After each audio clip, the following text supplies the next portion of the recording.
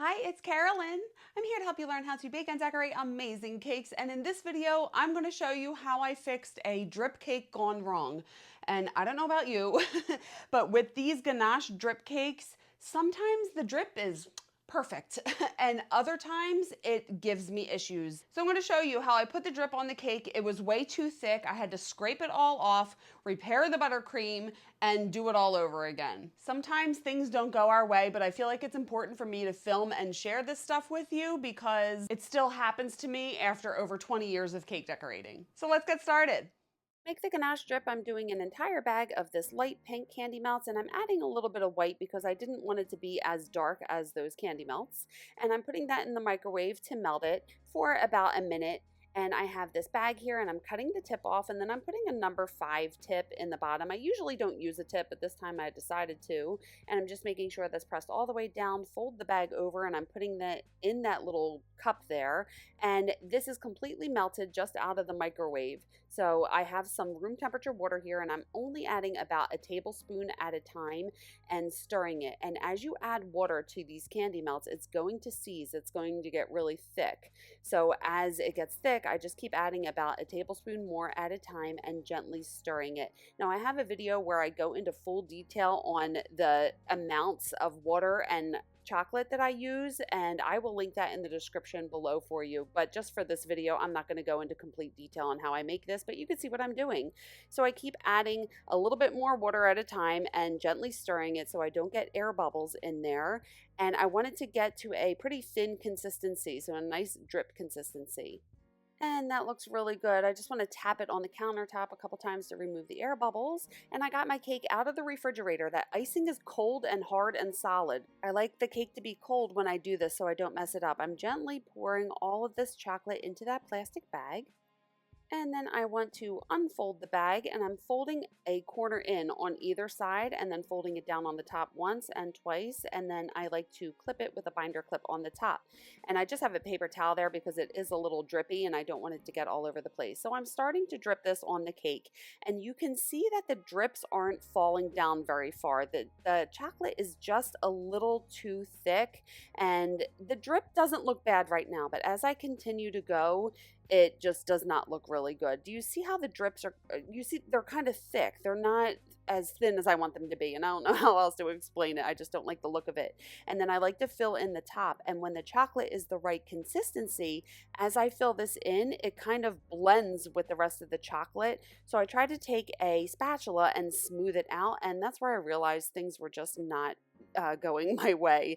So it wasn't looking horrible right now, but as the chocolate was setting and I was still trying to smooth it out, it just looked a hot mess. And you can see as I zoom in on here, like it just is not pretty. I gotta start all over. So this icing is still cold and hard, so I'm not gonna mess it up as I do this, and I wanna scrape this off before the chocolate sets. Do you see how I'm holding the spatula at like a 45-degree angle? That way I'm just kind of scraping the chocolate off and not spreading it down onto the cake.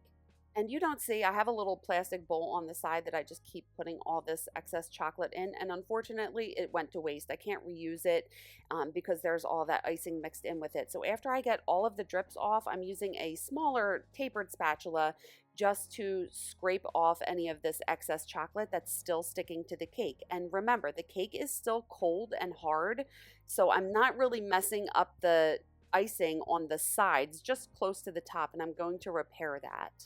If you find that your icing is getting too soft as you're doing this, pop it back in the refrigerator and then continue.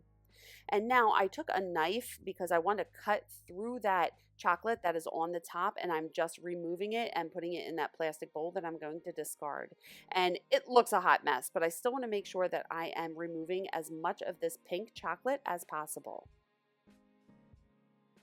And this icing was getting too soft, so I want to pop this in the freezer for about 10 to 15 minutes. And I have this big batch of American buttercream icing here, and I am just fixing this icing. So I'm just taking little bits of icing on the spatula and patching up the top part, and then I'm going to get it up the side. So when I get it up the side, I want to make sure the icing comes over the top of the edge. That way I can level it off. So I'm just patching this very top part of the cake where the icing was all messed up. And then I have a bench scraper here, and I ran it under hot water to heat up that blade.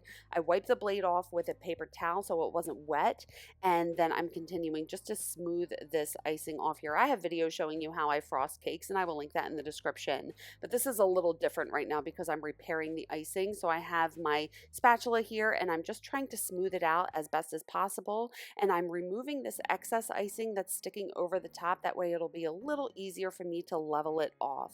And then once I have that done, I'm going to hold my spatula level and just try to push this icing back. Now, you may ask why I didn't remove the top tier. The top tier was kind of stuck down there because I have icing underneath it, and it was a little difficult to remove, so I didn't want to distort or ruin the top tier as I removed it. So I just decided to do it this way. If you wanted to, you could remove the top tier and take out the dowel and try to re-ice it, but I just didn't feel like doing it this time.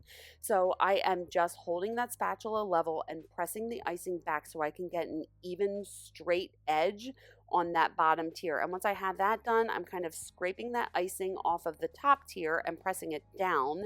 And I know I keep saying this, but remember that cake is cold, so that top tier, like the icing is hard, and I'm not going to mess it up as I keep working on this. So once I have the icing scraped off the top tier, I am smoothing the top of the bottom tier with my spatula. And every time I just am removing the icing and I'm wiping my spatula off in that little icing container. And now I'm dipping it in a pot of hot water. You can't see me doing that. And I'm keeping the water on the spatula. That way I can use the water to smooth out this icing and make it look nice and even and not have any jagged edges on it.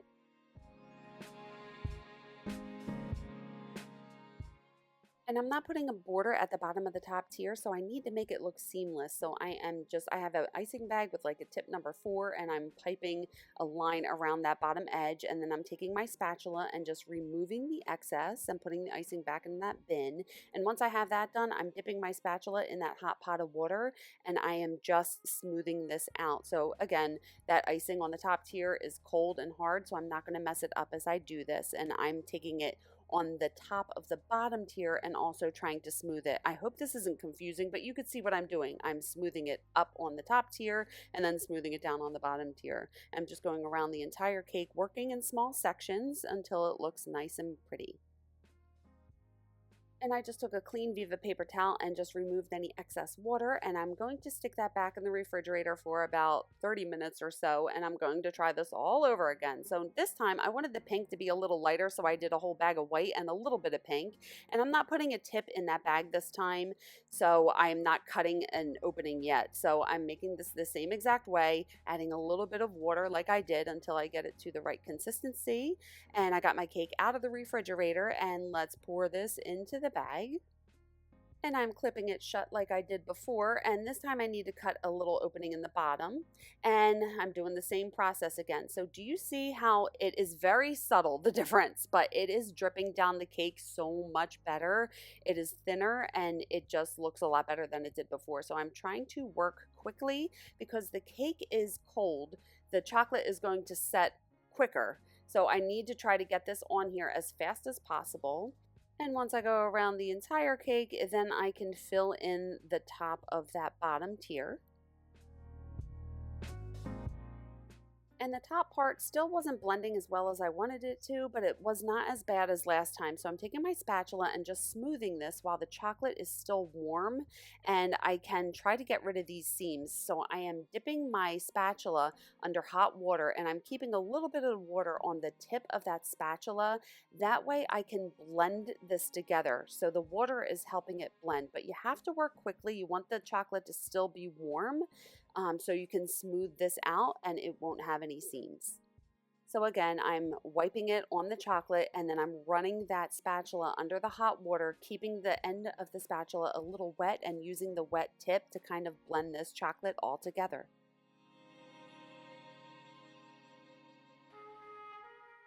And that looks so much better. I am going to put this back in the refrigerator for about an hour until I continue decorating. So there you go. That is how I fixed my drip catastrophe and made it all better.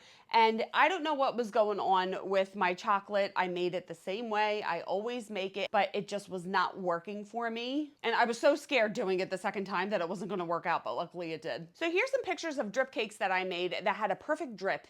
And the cake gods were on my side that day. And I just feel like those chocolate candy melts, for some reason, the brown ones, always give me a perfect drip. But sometimes I don't like how my drips turn out, and I just try to find ways to hide it so you can't really tell. So I think that's it. Has this ever happened to you before? And if it did, what did you do to fix it? I would love to know, and maybe I could try that the next time in case this happens again. Just a reminder, I do have a Cake Academy membership program where I can help you elevate your cakes to the next level. All of that information will be linked in the description. Please like this video if you liked it. Make sure you keep in touch on socials, and you can check out my website. And if you want to stick around, you can watch this video next and hit subscribe and the bell if you haven't already. Thank you so much for watching. I love you guys. And remember, it's cake. Although it can be annoying sometimes, have fun. I will see you on the next one. Bye.